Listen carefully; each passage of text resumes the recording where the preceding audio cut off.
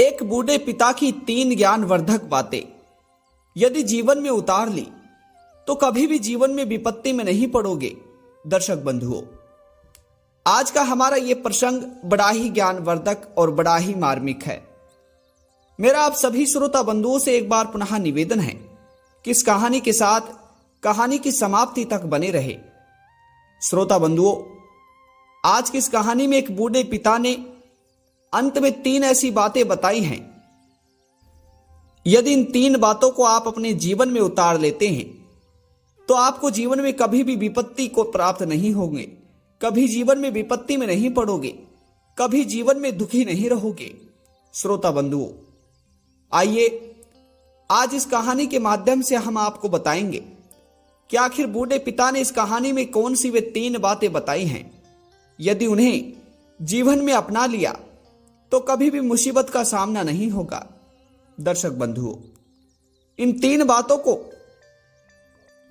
ठीक से समझने के लिए आप सभी को इस कहानी को अंत तक देखना होगा, क्योंकि इस कहानी के साथ कहानी की समाप्ति तक बने रहने से इस कहानी का सार आपको प्राप्त होगा।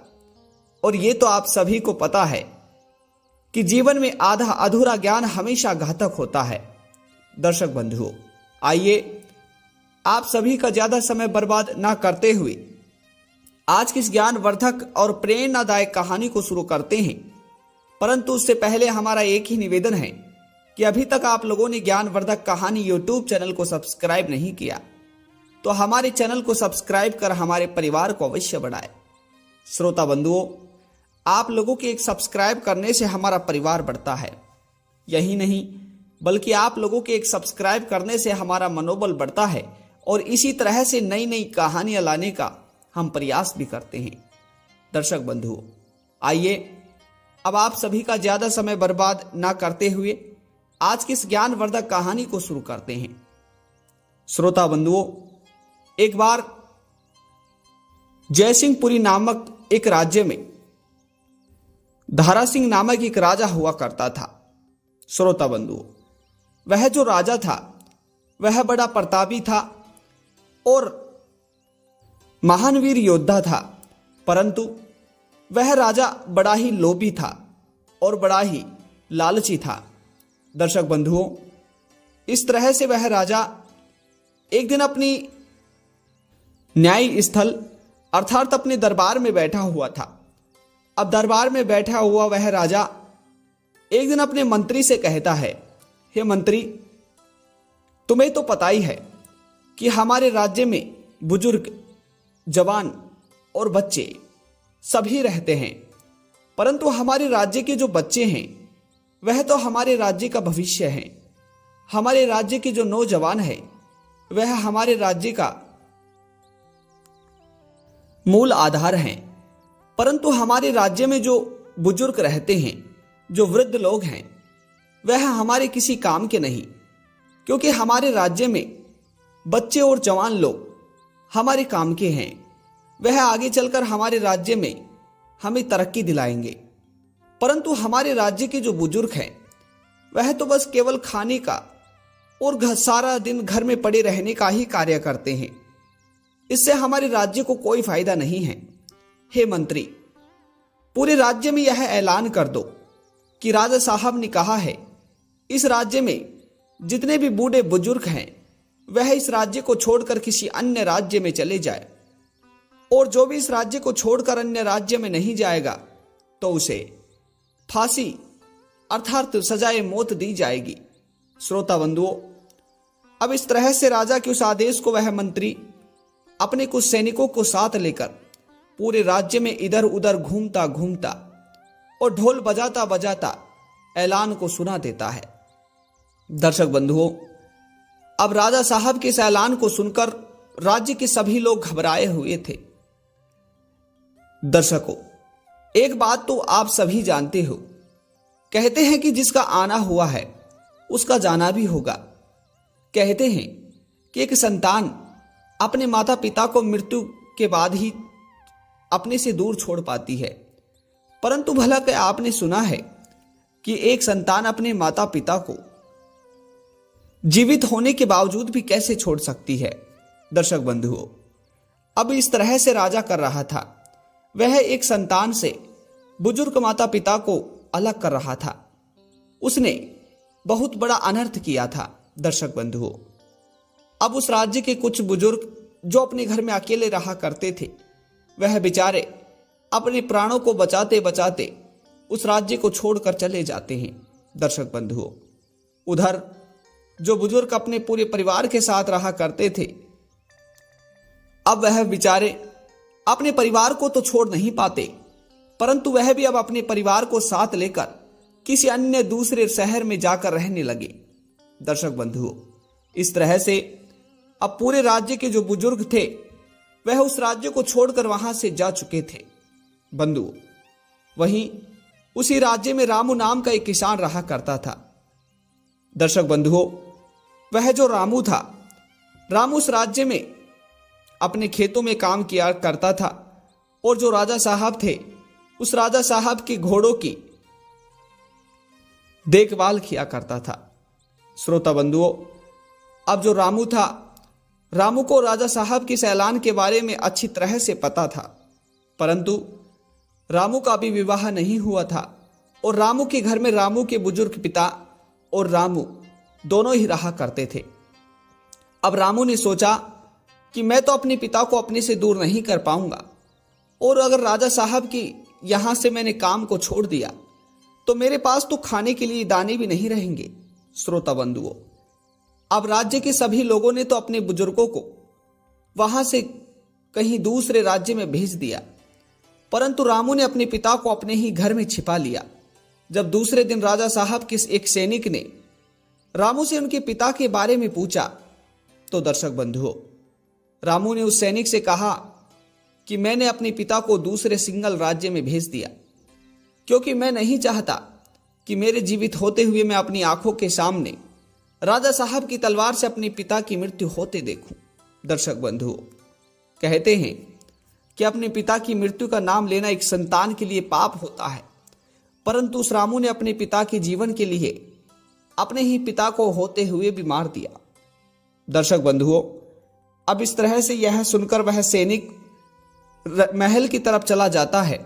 उधर अब काफी दिन, काफी वर्ष बीत जाते हैं। दर्शक बंधुओं, रामू किसी को अपने पिता के बारे में कोई कुछ नहीं बताता है।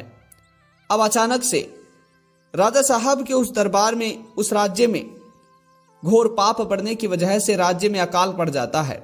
उधर राज्य में अब अन्न होना बिल्कुल समाप्त हो जाता है, क्योंकि उस राज्य में पानी बिल्कुल समाप्त हो चुका था। दर्शक बंधुओं, अब राजा पूरी तरह से विपत्ति में घिर चुका था। राजा को समझ नहीं आ रहा कि आखिर वह करे तो करे क्या, क्योंकि राज्य तो बाद में है, अभी तो उसका स्वयं का पेट नहीं भर पा रहा। दर्शक बंधुओं, अब राजा साहब खुद सोच रहे थे कि यदि इसी तरह चलता रहा तो मुझे इस राज्य को छोड़कर ही जाना होगा, क्योंकि यह राज्य तो मरेगा, परंतु मैं भी इन लोगों के साथ ही मर जाऊंगा। दर्शक बंधुओं, अब तो मानो कि उस राज्य में घोर अकाल पड़ चुका था। दूर दूर तक तेज विषम गर्मी पड़ रही थी। दर्शक बंधुओं, अब राजा और राजा के सभी सैनिक उस विषम अकाल का हल खोज रहे थे, परंतु किसी को उस विषम अकाल का कोई भी हल नहीं मिला। दर्शक बंधुओं, तभी रामू खुद अपने जीवन से परेशान होकर, उस अकाल गर्मी से परेशान होकर अपने पिता के पास जाता है और पिता को उस अकाल गर्मी से बचने के लिए कहता है और कहता है कि पिताजी, हमारे राज्य में अकाल पड़ा है, पीने के लिए पानी नहीं है, उधर से भीषण गर्मी चल रही है। हे पिताजी, अब तो आप ही हमें कोई हल बताइए जिससे हम अपने राज्य को बचा सके और अपने आप को भी बचा सके। दर्शक बंधुओं, अब रामू की बात सुनकर रामू के पिता ने रामू से कहा, पुत्र, यदि हमारे राज्य में वाकई में अकाल पड़ा है तो तुम ऐसा करो, हमारे राज्य से थोड़े ही दूर हिमालय है और अब थोड़े ही दिनों बाद मई का महीना आने वाला है। हे पुत्र, तुम या ऐसा करो, हमारे राज्य से थोड़ा आगे जाकर जहां से हिमालय की नदियां बहती हैं, वह नदी खैर अभी तो खाली पड़ी हुई हैं, परंतु नदियों के ठीक पास से होकर एक फावड़े से नाली बनाकर हमारे राज्य की तरफ ले आओ और उस नाली को हमारे राज्य की नदी और तालाबों में जोड़ दो। हे पुत्र, मेरा भरोसा करो, थोड़े ही दिनों बाद हमारे राज्य का काल समाप्त हो जाएगा।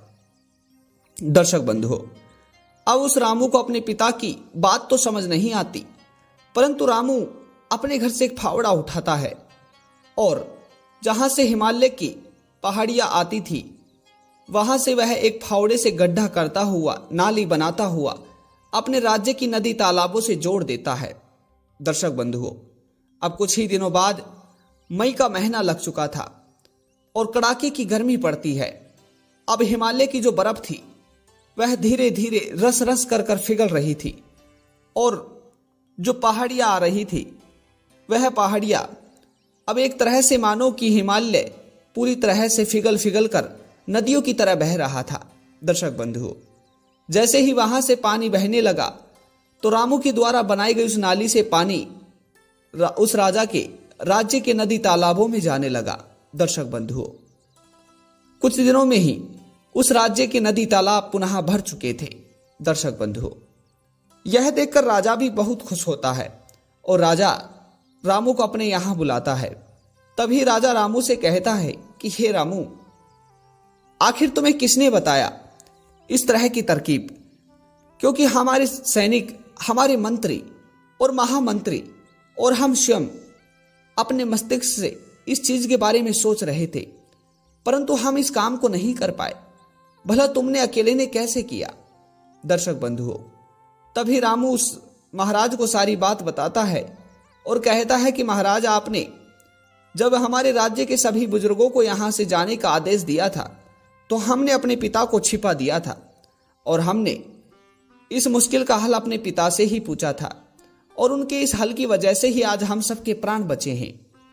दर्शक बंधुओं, अब यह सोचकर, यह सुनकर उस राजा को अपनी करनी पर पछतावा होता है और अपने सेनापति के द्वारा पुनः ऐलान कर अपने राज्य के सभी बुजुर्गों को वापस बुलवा लेता है।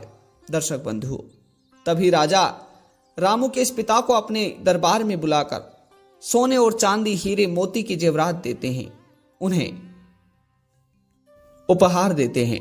दर्शक बंधुओं, तभी घर पहुंचते ही रामू और रामू के पिता बहुत खुश होते हैं। तभी रामू के पिता रामू से कहते हैं कि पुत्र, आज मैं तुम्हें 3 बातें बताता हूं। यदि इन 3 बातों को तुमने ठीक से सुन ली, ठीक से अपने जीवन में उतार ली, तो जीवन में कभी भी गरीब और विपत्ति में नहीं पड़ोगे। पुत्र, पहली बात, जीवन में हमेशा अपने बुजुर्गों का, अपने बड़ों का हमें अनुभव अवश्य रखना चाहिए, क्योंकि कहते हैं कि हमेशा पुराना अनुभव जीवन में नए अनुभव का एहसास करवाता है। हे पुत्र, मेरी दूसरी बात, कभी भी विपत्ति आने पर सोचने से ज्यादा हल करने पर काम करना चाहिए, क्योंकि कहते हैं कि विपत्ति आने पर सोचने पर वह विपत्ति बड़ी हो जाती है। हे पुत्र, मेरी तीसरी बात, विपत्ति आने पर विपत्ति से बच जाना ही बुद्धिमानी मानी जाती है। कहते हैं कि जो लोग विपत्ति से बच जाते हैं वही बुद्धिमान होते हैं और विपत्ति से बचने वाले ही सर्वज्ञानी और महाज्ञानी माने जाते हैं। दर्शक बंधुओं, इस तरह से रामू के पिता रामू को यह 3 बातें बताते हैं। दर्शक बंधुओं, ये कहानी आप सभी को कैसी लगी कमेंट बॉक्स के माध्यम से अवश्य बताइएगा और पुनः मिलते हैं नई जानकारी, नई कहानी के साथ। तब तक आप सभी का बहुत बहुत धन्यवाद। जय श्री कृष्णा, राधे राधे।